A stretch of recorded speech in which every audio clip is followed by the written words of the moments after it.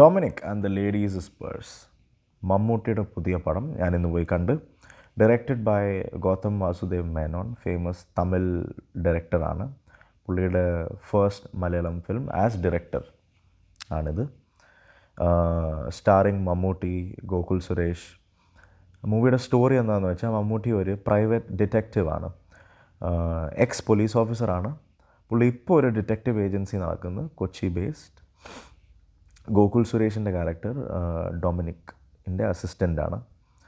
അപ്പം പുള്ളി എടുക്കുന്ന കേസസിൻ്റെ ടൈപ്പ് എന്താണെന്ന് വെച്ചാൽ, മെയിൻലി ഇൻഫെഡിലിറ്റി റിലേറ്റഡ് കേസസാണ്. ചീറ്റ് ചെയ്യുന്ന ഹസ്ബൻഡിനെയോ വൈഫിനെയോ കണ്ടുപിടിച്ച് കൊടുക്കുന്നതൊക്കെ ടൈപ്പ്. ടിപ്പിക്കൽ മലയാളം സിനിമയിൽ ഒരു പ്രൈവറ്റ് ഡിറ്റക്റ്റീവിനെ പോർട്രേ ചെയ്യുന്ന പോലെ തന്നെയാണ് പുള്ളിയെ പോർട്രേ ചെയ്തത്. പിന്നെ പുള്ളിക്ക് ഒരു പുതിയ കേസ് കിട്ടുന്നു. അതാണ് ഈ പടത്തിൻ്റെ സ്റ്റോറി.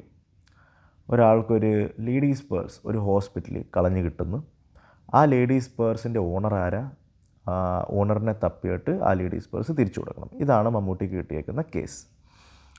അപ്പം മൂവി പ്രോഗ്രസ് ചെയ്യുന്നതെന്ന് വെച്ചാൽ, ഈ പേഴ്സ് ആരുടെയാണെന്ന് അന്വേഷിച്ചുകൊണ്ടിരിക്കുമ്പം കിട്ടുന്ന ക്ലൂസും കിട്ടുന്ന പുതിയ പുതിയ റെവലേഷൻസും, ഈ പോയിൻറ്റ്സാണ് സ്റ്റോറിയെ ഡ്രൈവ് ചെയ്യുന്നത്. അപ്പം എന്നോടൊരു 1 ലൈൻ റിവ്യൂ എന്താണെന്ന് ചോദിച്ചാൽ, തൃപ്തി കിട്ടിയില്ല. അത് പടം കണ്ടുകൊണ്ടിരിക്കുമ്പോഴും തൃപ്തി കിട്ടുന്നില്ല, പടം കണ്ടു കഴിഞ്ഞിട്ടും തൃപ്തി കിട്ടിയില്ല. അത് കിട്ടാത്ത എന്താണെന്ന് വെച്ചാൽ, എനിക്ക് ചെറിയ 2-3 പോയിൻറ്റ്സ് ഉണ്ട്, ഞാൻ നോട്ട് ചെയ്ത് വെച്ചിട്ടുണ്ട്. അത് ഞാൻ പറയാം. ഫേസ്റ്റ്ലി ആക്ടിങ്ങിനെ കുറിച്ച് പറയുവാണെങ്കിൽ, മമ്മൂട്ടിയുടെ ആക്ടിങ്ങിനെ കുറിച്ച് പറയേണ്ട ആവശ്യമില്ല.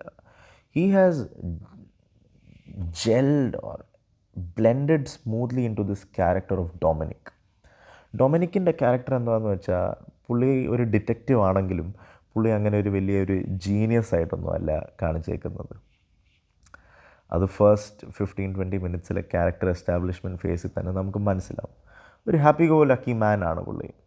കോമഡിയൊക്കെ അടിക്കുന്നു, കെയർ ഫ്രീ ആളാണ്, അങ്ങനത്തെ ഒരു ക്യാരക്ടറാണ്. Mammootty has blended well in to this character. പുള്ളിയെ ഈ പടത്തിൽ ആക്ട് ചെയ്തുകൊണ്ടിരിക്കുമ്പം പറയത്തില്ല 8 മാസം മുമ്പ് ഭ്രമയോഗത്തിലൊരു ഗോബ്ലിനായിട്ട് അത്ര ഇൻറ്റൻസ് ക്യാരക്ടർ ചെയ്ത ഒരാളാണെന്നൊന്നും പറയത്തില്ല. ഇങ്ങനത്തെ ഒരു സില്ലി ക്യാരക്ടറിനെ പുള്ളി അങ്ങ് ഇംബൈവ് ചെയ്ത് he has portrayed it in the best way possible. That's a pro, but that's a con also. Con Y?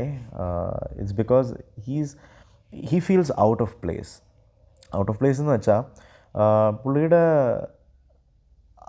ചുറ്റുവട്ടത്തിലുള്ള actors എല്ലാം വളരെ അമച്വറായിട്ടാണ് ആക്ട് ചെയ്യുന്നത്. അതിൻ്റെ ഇടയ്ക്ക് പുള്ളിയുടെ അടിപൊളി പെർഫോമൻസൊക്കെ കാണുമ്പോൾ നമ്മൾ, for me it felt that he was out of place. അത് ഗോകുൽ സുരേഷ് ആയാലും മറ്റേ ആക്ടേഴ്സ് ആയാലും. And the reason behind that I am thinking is, ഈ ബാക്കി ക്യാരക്ടേഴ്സൊക്കെ വെൽ റിട്ടൺ അല്ലായിരുന്നു. ആ ക്യാരക്ടേഴ്സിനെ ടൈം എടുത്ത് ഇൻവെസ്റ്റ് ചെയ്ത് ആ ക്യാരക്ടേഴ്സിനെ ഡെവലപ്പ് ചെയ്യാൻ ഈ മൂവിയുടെ റൈറ്റേഴ്സിന് പറ്റിയില്ല. ഇമോഷണൽ ഡെപ്ത്ത് ക്രിയേറ്റ് ചെയ്യുന്ന ക്യാരക്ടേഴ്സ് ഇല്ലായിരുന്നു. അങ്ങനെ അതുകൊണ്ടാണ് എനിക്ക് ഫീൽ ആയത്. ഇപ്പം ഗോകുൽ സുരേഷിൻ്റെ ക്യാരക്ടർ, പുള്ളിക്ക് പെർഫോം ചെയ്യാനുള്ള സ്കോപ്പ് കിട്ടിയില്ലെന്നാണ് ഞാൻ ചിന്തിക്കുന്നത്, അസ്യൂം ചെയ്യുന്നത്.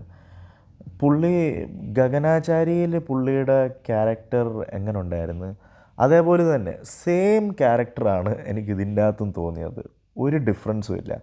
അത് ചിലപ്പം പുള്ളിയുടെ ആക്ടിങ്ങിൽ വർക്ക് ചെയ്യേണ്ട ആവശ്യം ഉണ്ടായിരിക്കും, കാരണം റേഞ്ച് ഇല്ലെന്നൊക്കെ പറയാം. പക്ഷേ I feel his character was also not written well, similar to other characters. കുറേ അൺനെസസറി ക്യാമിയോസ് ഉണ്ട്. സിദ്ദിഖ് ഉണ്ട്, ഷൈൻ ടോം ചാക്കോ ഉണ്ട്, ലെന മമ്മൂട്ടിയുടെ വൈഫായിട്ടുണ്ട്. ഇവരൊന്നും സ്റ്റോറിക്ക് ഒരു കോൺട്രിബ്യൂഷനും ചെയ്യുന്നില്ല. ഇവരുടെ characters they're just there for the sake of it. അപ്പോൾ അത് കാരണം ഇവരുടെ characters are not well written and hence they have no scope to perform.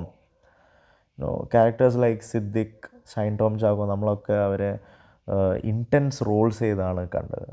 ഇതിൻ്റെ അകത്തൊക്കെ വന്ന് ഒരു കോൺട്രിബ്യൂഷനും ചെയ്യാത്ത റോളൊക്കെ വെച്ച് കാണുമ്പം, അപ്പോൾ അതിൻ്റെ ഇടയ്ക്ക് നമ്മുടെ മമ്മൂട്ടിയെ കാണുമ്പം വളരെ ഔട്ട് ഓഫ് പ്ലേസ് ആയിട്ടാണ് തോന്നിയത്. അതെൻ്റെ ഫസ്റ്റ് ഒബ്സർവേഷൻ.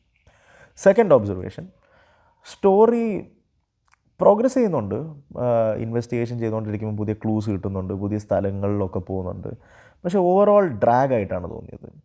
പുതിയതായിട്ട്, വെറൈറ്റി ആയിട്ട്, ഇന്നോവേറ്റീവായിട്ട്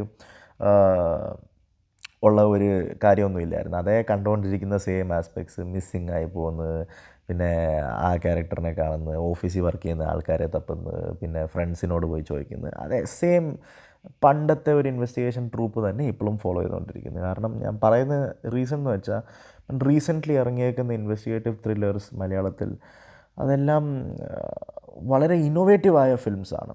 സൂക്ഷ്മദർശിനി ആയാലും നമ്മുടെ ഇപ്പം പ്രവീൺ ഗുഡ് ഷാപ്പായാലും വളരെ ഇന്നോവേറ്റീവായിട്ടാണ് ഇങ്ങനത്തെ ഒരു മിസ്റ്ററി ത്രില്ലേഴ്സ് പോയിക്കൊണ്ടിരിക്കുന്നത്. പക്ഷേ അതിൻ്റെ ഇടയ്ക്ക് ഈ മൂവിക്ക് ഇന്നോവേഷൻ എന്ന് പറയുന്നതോ സ്റ്റോറിക്ക് പുതുമയോ ഒന്നുമില്ല.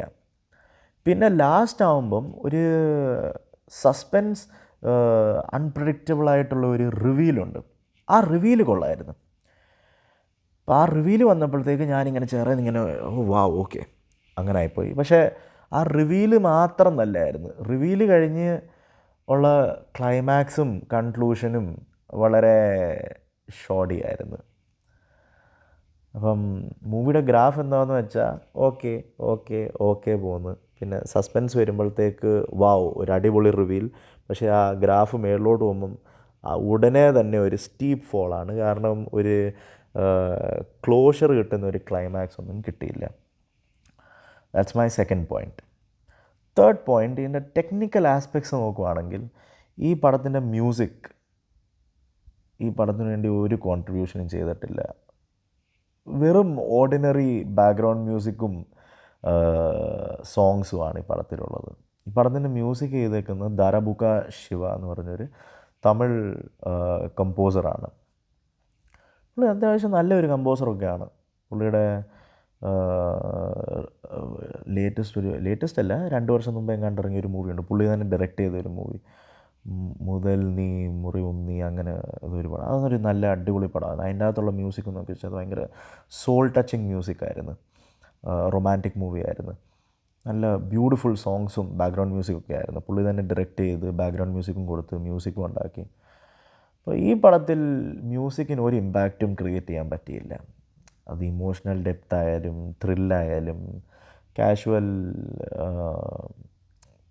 കോൺവെർസേഷൻസ് ഇൻ ദ മൂവി ആയാലും ഒരു കണക്റ്റ് കിട്ടിയില്ല എനിക്ക് മ്യൂസിക്കിൻ്റെ കൂടെ. Similarly with the editing of the film, abrupt കട്ട്സൊക്കെ ഇൻ്റർവെല്ല് കൊണ്ട് എഡിറ്റിംഗ് ചെയ്ത് ഇൻ്റർവെല്ല് കൊണ്ടുവരുന്ന ആ സീൻ വളരെ അബ്രപ്റ്റായിരുന്നു. ഇൻ്റർവെൽ അങ്ങ് എഴുതി വന്ന്, അത്രേ ഉള്ളൂ. സീൻ നടക്കുന്നു, ഇൻ്റർവെൽ അങ്ങ് എഴുതി വരുന്നു. അതെങ്ങനെ ഒക്കെ അതൊന്നും ഹിറ്റായില്ല. ഇടയ്ക്ക് ഫൈറ്റ് സീക്വൻസസിലൊക്കെ എഡിറ്റിംഗ് വളരെ ഷോർട്ടിയായിരുന്നു. കട്ട്സൊക്കെ ബ്ലെൻഡ് ആകുന്നില്ല. പിന്നെ ചില സീൻസ് ഉണ്ട്, ഒരു പർട്ടിക്കുലർ സീൻ കഴിഞ്ഞ് മറ്റേ സീനിലോട്ട് ജമ്പ് ചെയ്യുമ്പോഴും ഒരു ലിങ്ക് ഇല്ല. ഒരു പർട്ടിക്കുലർ ബാക്ക്ഗ്രൗണ്ട് മ്യൂസിക് അങ്ങ് നടക്കുന്നു, പിന്നെ സഡൻലി ലാൻഡ്സ്കേപ്പ് തന്നെ മാറുന്നു, അപ്പം വേറെ ഒരു പുതിയ ടൈപ്പ് ഓഫ് ബാക്ക്ഗ്രൗണ്ട് മ്യൂസിക്. ഒരു ലിങ്ക് ഇല്ലായിരുന്നു സീൻസിൻ്റെ ഇടയ്ക്ക് ചില സീൻസൊക്കെ. അപ്പോൾ അത് നോട്ടീസ് ചെയ്യാൻ പറ്റി. അത് കാരണമാണ് ഞാൻ പറഞ്ഞത്, പടം കണ്ടുകൊണ്ടിരുന്നപ്പോഴും, അത് സ്റ്റോറി ആയാലും ഇതിൻ്റെ ടെക്നിക്കൽ ആസ്പെക്ട്സ് ആയാലും കണ്ടുകൊണ്ടിരുന്നപ്പം തന്നെ ഞാൻ പറഞ്ഞില്ലേ തൃപ്തി കിട്ടിയില്ല. മൂവി തീർന്നു കഴിഞ്ഞിട്ട് സസ്പെൻസ് വന്നപ്പോൾ ഞാൻ പറഞ്ഞില്ല ഒരു നല്ല റിവീലുണ്ടായിരുന്നു. പക്ഷേ റിവീൽ മാത്രമേ നല്ലതായിരുന്നു. അത് കഴിഞ്ഞുള്ള ക്ലൈമാക്സും കൺക്ലൂഷനും പിന്നെ ഡൗൺ ഹില്ലായിപ്പോയി. അപ്പോൾ അതുകൊണ്ട് പടം കഴിഞ്ഞിട്ടും തൃപ്തി കിട്ടിയില്ല. അപ്പോൾ എന്നോട് ഈ മൂവി തിയേറ്ററിൽ പോയി കാണണോ വേണ്ടയോ എന്ന് ചോദിച്ചാൽ, I mean if you are a die hard Mammootty fan then obviously you should go. പക്ഷേ other than that there is nothing to go watch this in the theater or anything. OTT-ലൊക്കെ വരുമ്പം കാണാം. That's my view of the film Dominic and the Lady's Purse.